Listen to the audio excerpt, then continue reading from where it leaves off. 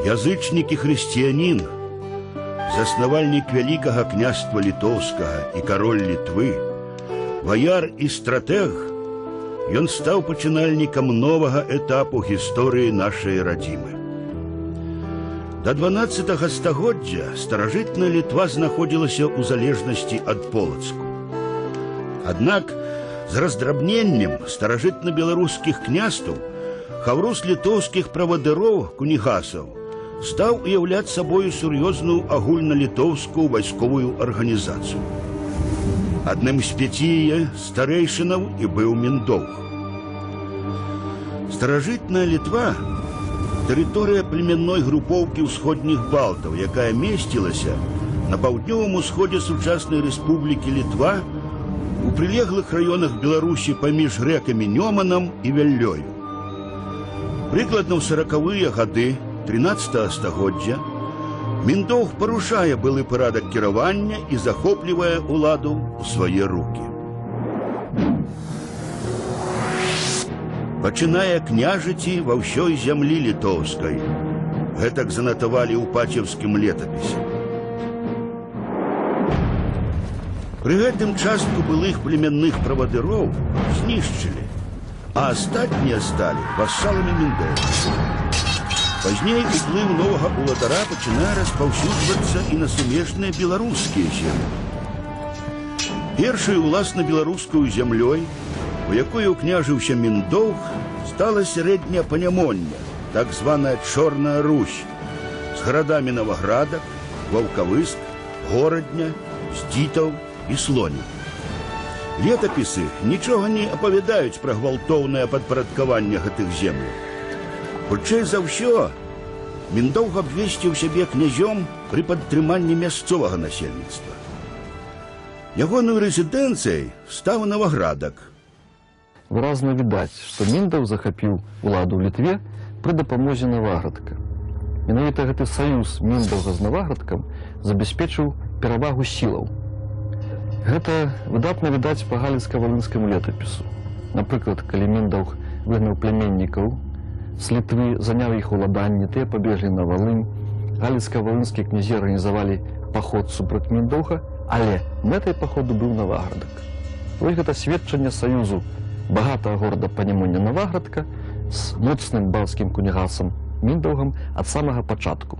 І таму можна казаць, што Вялікае княства Літоўскае у часы Міндоўга ад пачатку было біэтнічным дзяржаўным утварэннем, балта-славянскім або беларуска-літовіскім. Адначасова з гэтым племяннік Міндоўга Таўцівіл займае полацкі пасад, і тут літоўскага князя запрашаюць самі палачаны. Даўні досвед цеснага кантакту полаччыны з балцкімі плямёнамі, пастаяннае супрацьстаянне з крыжакамі ды пагроза нападу мангола-татараў, усё гэта і стала прычынай аб'яднання раздробленых земляў у адзіную дзяржаву.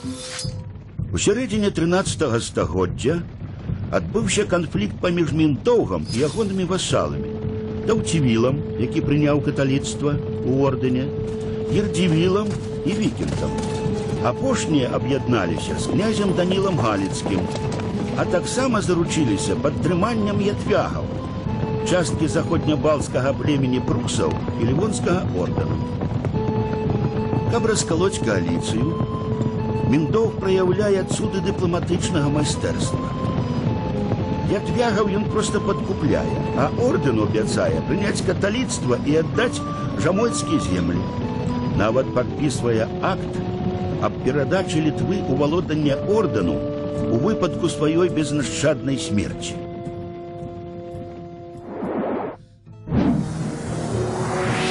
У 1251 годзе Міндоўг прымае хрысціянства паводле заходняга абраду.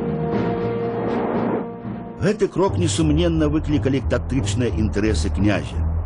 А праз 2 гады ў Новаградку адбылася ўрачыстая цырымонія каранацыі Міндоўга.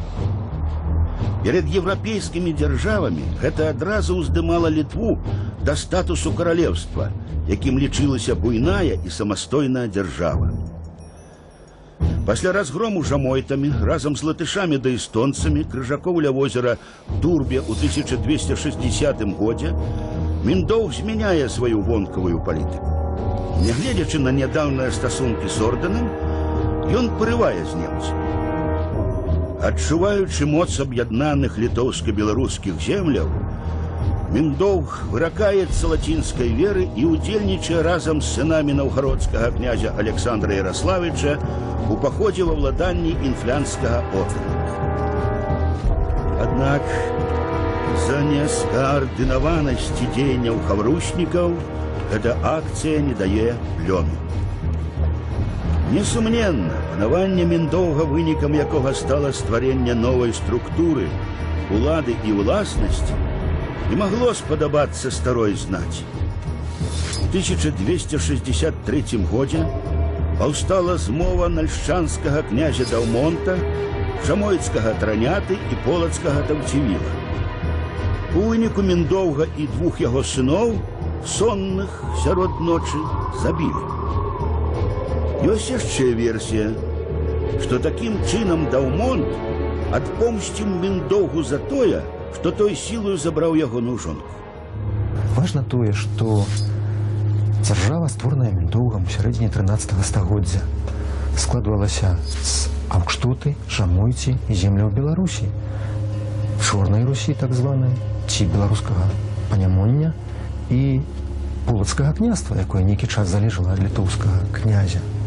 Іншымі словамі, тая дзяржава, з якой пазней вырасце вялікае княства літоўскае, ад самага пачатку была балтыславянская або беларуска-літоўская ці літоўска-беларуская. Інакш кажучы, ад самых яе вытокаў беларускі элемент тэрытарыяльны, дэмаграфічны, этнічна-культурны быў адной з асноваў паўстання гэтай дзяржавы. Тым не менш, пачатак быў пакладзены. Аб'яднанне колісь раздробленых земляў, знішчэнне племяннога ладу заклала падмурак новай беларуска-літоўскай дзяржавы, вялікага княства літоўскага. І ля вытокаў яе стаяў былы літоўскі кунігас, а пазней вялікі князь і кароль Літвы Міндоўг.